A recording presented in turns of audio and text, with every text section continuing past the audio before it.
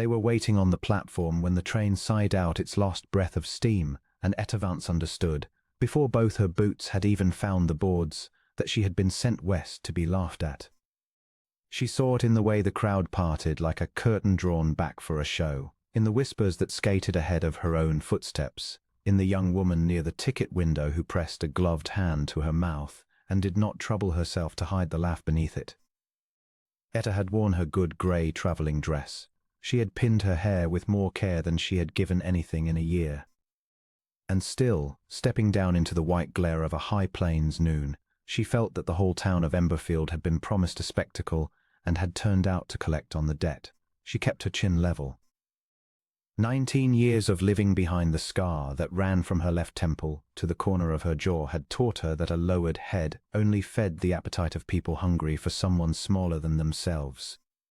It had been her stepsister Delphine's doing, though Etta had not understood the shape of it until the long days on the train had given her nothing to do but turn the pieces over. Delphine, who had never forgiven their father for leaving the house and the little he had to Etta instead of to her, had answered the rancher's advertisement in Etta's name, and then, because cruelty rarely satisfies itself with half a wound, had mailed ahead of her a photograph that was not Etta's face at all, but a pretty cousin's borrowed and never returned. Let the rancher build his hopes on a lie, Delphine must have thought, and let the whole town watch him unbuild them the moment the real bride stepped off the train. 2 humiliations for the price of 1 stamp. Etta had learned of the switched photograph only when the conductor, not unkindly, warned her that folks in Emberfield had been talking about the coming bride for a week on account of a letter that had beaten her here. Now, standing on the platform with her single trunk and her carpet bag, and the sun striking hot across the scar she no longer tried to hide, she watched the crowd for the one face that mattered, and did not find it. Perhaps he had thought her of coming at all.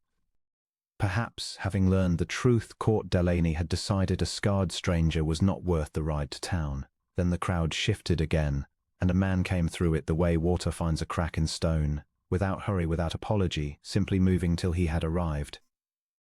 He was tall, sun-browned, dressed plainly but well, with a hat pushed back from a face that had not yet arranged itself into any particular expression.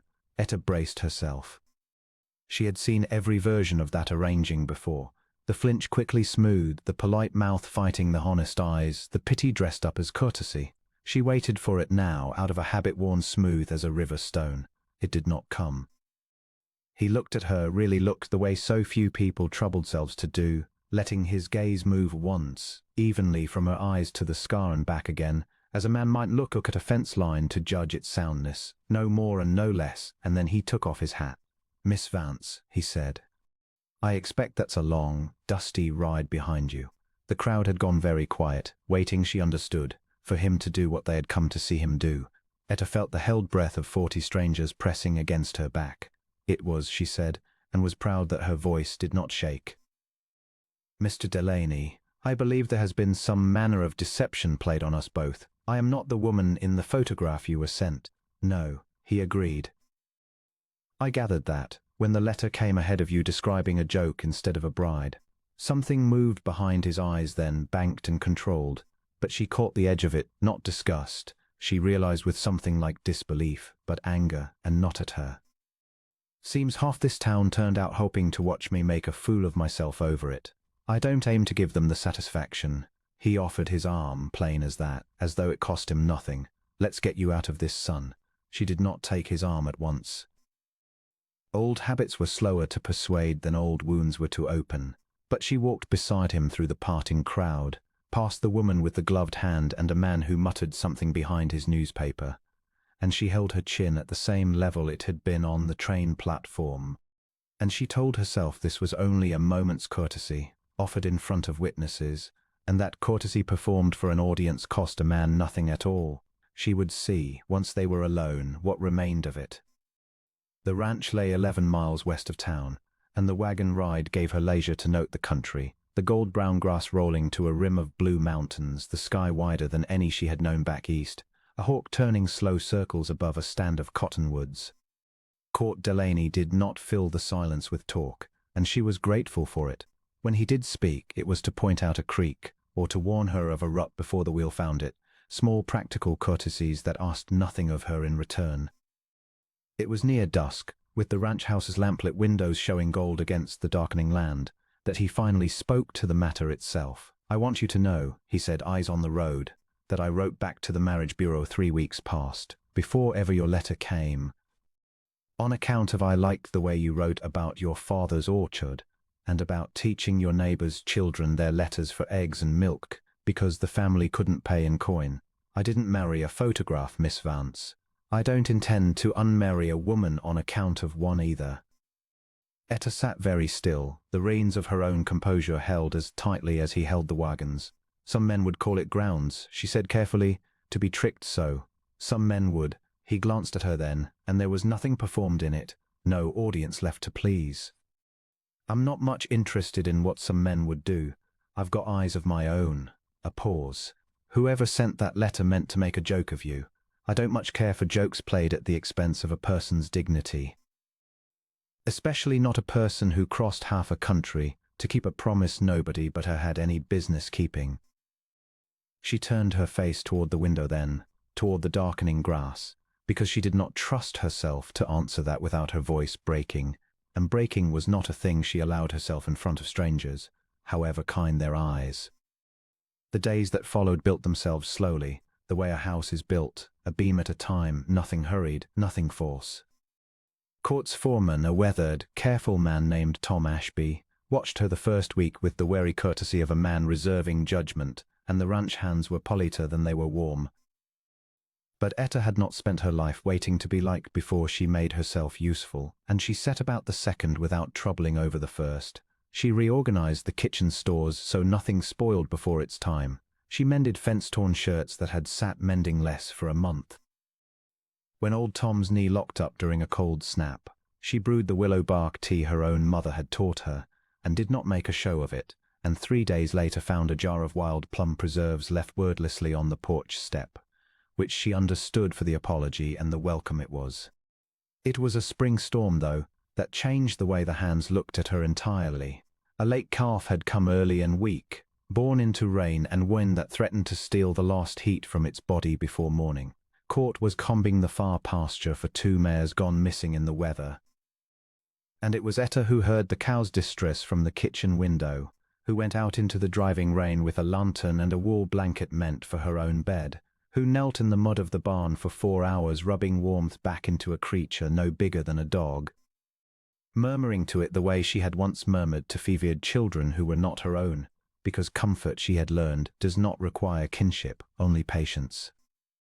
Court found her there past midnight, soaked through, her hair come loose from its pins, the calf's small breath finally steadying beneath her hands. He did not say anything at first.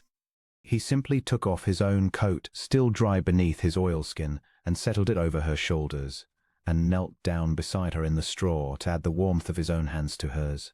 "You didn't have to do this," he said, low. "I know," she said. "I wanted to."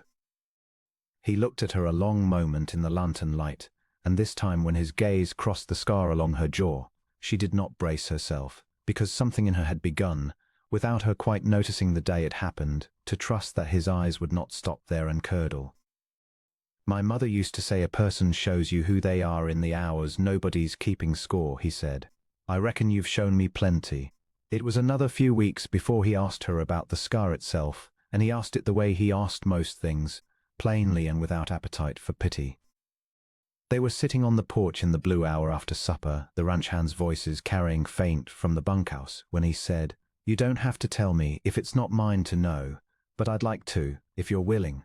She was willing. She told him of the barn fire when she was 11, of her little brother trapped behind a fallen beam, of going back in for him when the men outside were still shouting for someone to hold her back, of carrying him out with her hair alight, and her cheek pressed too near the flame that had already caught the beam beside her.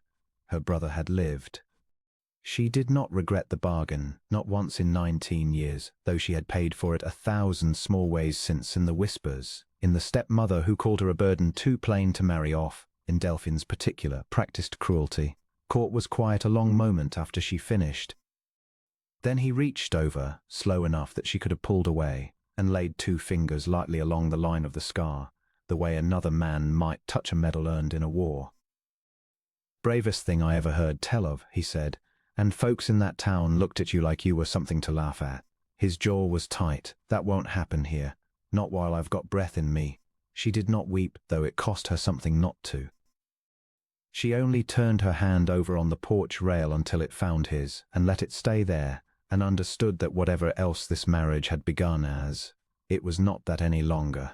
Not everyone in Emberfield had softened so easily.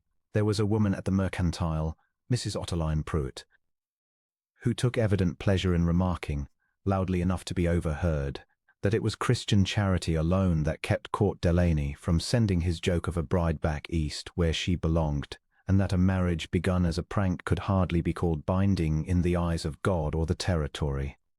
She said it again the following Sunday, on the church steps, with a small approving audience gathered around her the way flies gather around spilled sugar, and this time she said it within clear earshot of Etta herself. Tilting her head as though inviting a scene she could later embellish in the retelling, Etta bore it the way she had borne such things all her life, with her chin level and her purchases counted out correctly and no tremor in her hands as she walked away. She had grown skilled, over 19 years, at the particular arithmetic of swallowing an insult whole rather than let it show on her face where it might be mistaken for a wound freshly opened.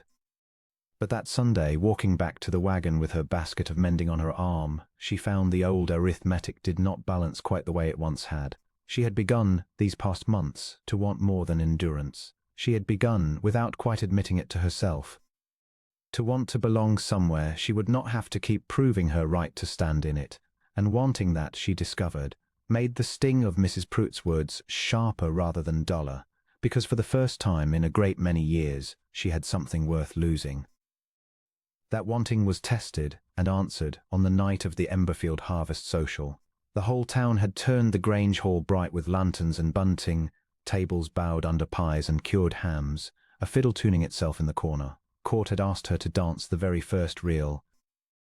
In front of everyone, his hand warm and certain at her waist, and for a little while Etta had allowed herself to simply be happy, unguarded, a woman dancing with her husband under lantern light, with no thought spared for who might be watching or what they might be thinking. It was during the second set that the doors opened on a gust of cooler air, and Delphine walked in. She had grown thinner since Etta had last seen her, or perhaps only sharper, dressed in travelling silk far too fine for a Grange Hall, a companion trailing behind her with an expression of avid anticipation, as though they had come a long way specifically for a show that was about to begin. The fiddle faltered, conversation guttered like a candle in a draught. "Well," Delphine said, into the sudden quiet, her voice carrying with the practised pitch of a woman who had rehearsed this moment on the long ride west. "I did wonder if the joke had run its course yet, or if Mr. Delaney was still too much a gentleman to admit he'd been made a fool of." She looked around the hall, gathering eyes the way a fisherman gathers a net.